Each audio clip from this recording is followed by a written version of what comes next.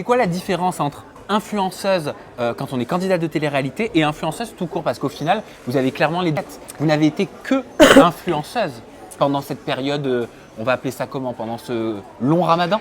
Ah, punaise.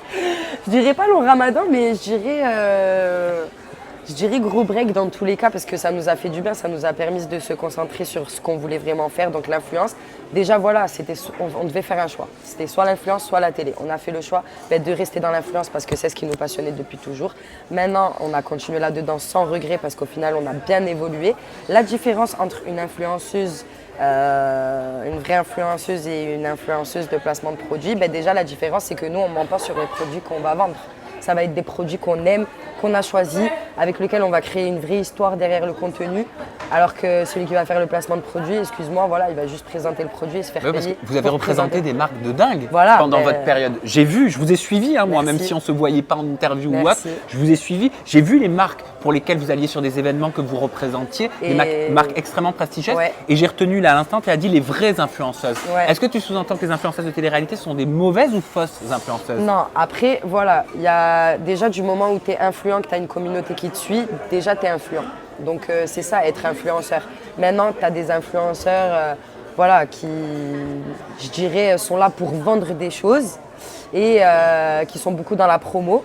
Et tu as les influenceurs qui sont là pour te dire, ben voilà, j'ai reçu ce produit, certes c'est une bonne marque, mais au final le produit ne me plaît pas et il va être honnête avec sa communauté. Et sa communauté, justement, va savoir s'il faut acheter ou non.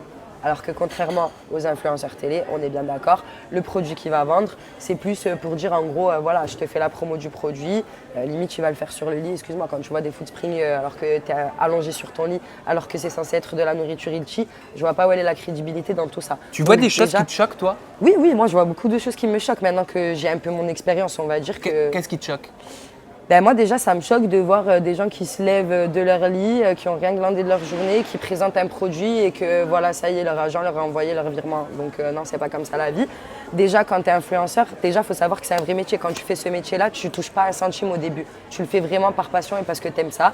Et après au fur et à mesure, avec la crédibilité que tu vas apporter, les marques vont venir vers toi. Et Rawel et moi, c'est ce qui s'est passé. C'est parce que vraiment on a fait ça par passion, on a créé une vraie histoire derrière nos contenus et les marques, Rihanna, Fenty, tout ça, elles sont venues vers nous parce que justement elles ont aimé le contenu qu'on a posté. Sinon elles ne seraient pas venues vers nous. Et tout ça, on l'a eu toute seule. Donc tu veux dire que Fenty Beauty, quelle autre marque tu as cité aussi? Fenty Beauty, après voilà, on travaille à Pretty Little Thing, on est ambassadrice Pretty Little Thing, on est ambassadrice Puma et encore Puma Suède, c'est même pas le Puma France. Tu vois ce que je veux te dire, on a vraiment… Donc est-ce qu'il faut avoir du courage pour lâcher ce que la télé-réalité vous avait apporté?